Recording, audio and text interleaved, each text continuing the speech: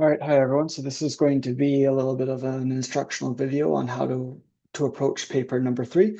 So we'll go through some of the guidelines that you have available to you in the PDF I sent out earlier in the semester. And I'll also show you sort of a template of a paper that could give you a sense of what should be placed in each of the different criteria sections.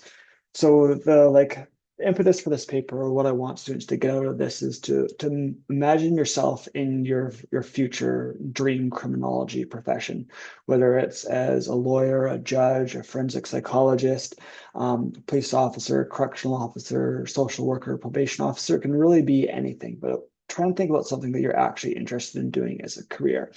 Imagine you're sitting at your desk and you need to know how to deal with a particular youth who's been involved in a particular type of crime. So you want to be able to have access to like evidence-based research that is going to help you do your job better, and what is it that you would actually want to know about these youth to better execute the duties of your job. So kind of thinking about this as a handbook.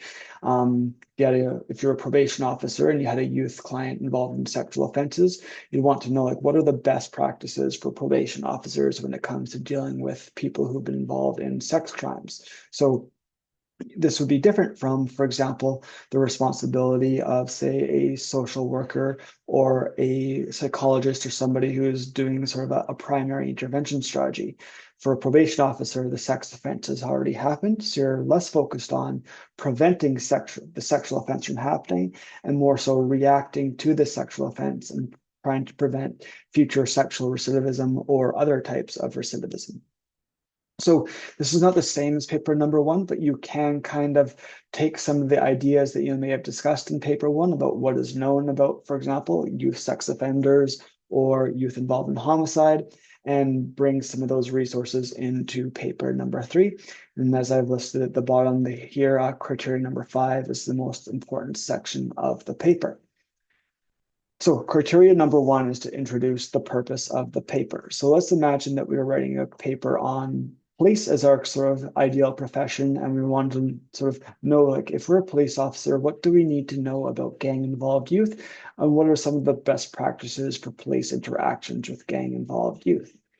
So for criteria number 1, we're just introducing the purpose of the paper. Which type of profession are you focused on, and what type of problem are you trying to help solve? So we might just talk about how we're focusing on police interactions with gang-involved youth. What do police do? What is gang involvement, and why is it a social, community, health, or safety problem? Just try to make sense of the role that this professional within the criminal justice system plays, and what type of offender you're dealing with, and why they are of concern to broader society or to this particular profession. So for criteria number 2, this is going to look very similar to paper number 1, but try and keep it specific to information that is going to be helpful for your profession. So like, as I mentioned, a probation officer isn't really worried about early intervention because the offense has already happened. For police, maybe you're thinking about more community-based or proactive policing strategies. So maybe you do care about, for example, the risk factors for joining a gang or warning signs in the community for gang involvement that a police officer could be responding to. So here you're going to want to, for example, describe what youth and gang involvement is. You might want to provide an overview of risk factors for why youth join gangs. And what are some of the consequences or outcomes for youth who join gangs? So what types of offenses do they commit? Are they at a higher risk of reoffending compared to youth with other backgrounds or with other risk factors? Maybe you also want to talk about how do youth leave gangs or desist from gang involvement. That can all go into criteria number 2. For criteria number 3, you can introduce the profession of focus, being a little bit more detailed, obviously, than that introduction sentence in your sort of first introduction paragraph. You're going to want to talk about the role that this criminal justice system professional plays in responding to the type of young offender that you're focused on, why this profession is important, what this profession can do to reduce crime or improve community safety or help people improve their lives. But also what role the profession plays in the broader criminal justice system. So, for example, for police officers, you might want to talk about how the role of police officers is basically almost like the first point of contact for a lot of youth who are involved in criminal behavior. Whereas for a probation officer, the role might be to try and prevent future offending, to help promote intervention strategies for that youth, improve treatment strategies or treatment outcomes for that youth, develop a case management plan. So while the person is in the community, what types of conditions are they going to be on? So probation officer might determine that as part of their young person's probation conditions, they need to attend school. So how is the probation officer going to facilitate that? Here for police officers, they're usually responding to crime or at least coming into contact with people at risk of being involved in crime. You can talk about the ways that police come into contact with gang-involved youth. For criteria number 4, so again, kind of an expansion on criteria number 2. This is where you can, again, draw back on your work from paper number 1 regarding what we know about youth gang members or youth involved in sex offenses, youth with psychopathy traits. Here I provide the example, like if you're talking about police interactions with young people who are neurodivergent, for example, then what are police officer best practices potentially going to want to involve, for example, the way to communicate to such persons, the way to help communicate rights in clear and effective ways, to avoid things like being intimidating towards such persons.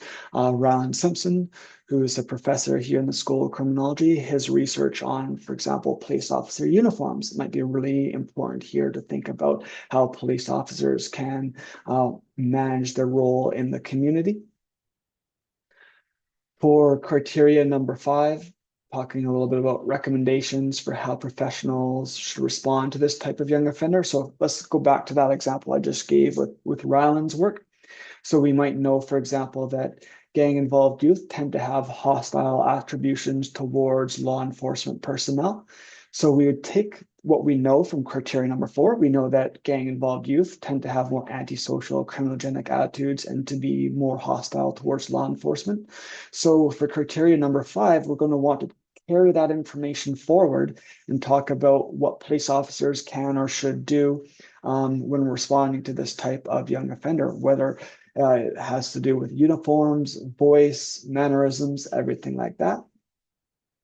Make sure your recommendations are not simply listed. Make sure you explain or link back to, for example, criteria number 4 to describe how to implement this recommendation and why this recommendation might be important. So again, like thinking to your future self, you need to know why you're making this recommendation. People want to know why they should be changing this aspect of their job. If you just come into somebody's workplace and tell them to change, but you give no feedback on how to change or why to change, then you're less likely to see that change actually emerge. So think of this kind of as like a step-by-step manual. So for example, for police, we can see 3 different ways in which police might interact with youth. Sometimes it's where police are trying to prevent youth from joining gangs. So that's where you might be thinking about specific community outreach programs. Maybe you have come across research on school resource officers or school liaison officers and what their role might be in preventing gang involvement. This is very much a prevention approach. But what about for youth who are already involved in gangs? How would police officers interact with those youth either to prevent further offending or to help limit danger to the public? And then are there any recommendations for police on how to help youth involved in gangs actually leave the gang? And we have some research that's actually occurred in the city of Surrey that's focused on gang exit and intervention programs. You can check out some of the work done by Corinne Descormier and her colleagues have talked about gang exit and gang leaving and the things that police officers can do to help facilitate this. For criteria number 6, you're going to talk about future research, policy, and any limitations to your own analysis. So one of the things that I like you to think of is like, how would we actually improve the functioning of the duties or the role that the police officer plays? How can we help them do their job better? And avoid just saying like, oh, police officers need more funding. Try to be detailed about you would implement these programs, what you might have to do to encourage police officers to be on board with these programs. I've seen, for example, in my experience, not all correctional officers being excited or enthusiastic about implementing trauma-informed practices into their day-to-day job duties. So you have to think about what some of the challenges might be in going back to criteria 5. You specify these recommendations. What might be a challenge in implementing these recommendations, and how would you actually overcome that challenge? So that's it for paper number 3 in terms of all the criteria. Again, feel free to come to me during office hours or reach out during class if you have any additional questions about this paper. Good luck to all of you on the final paper of the semester.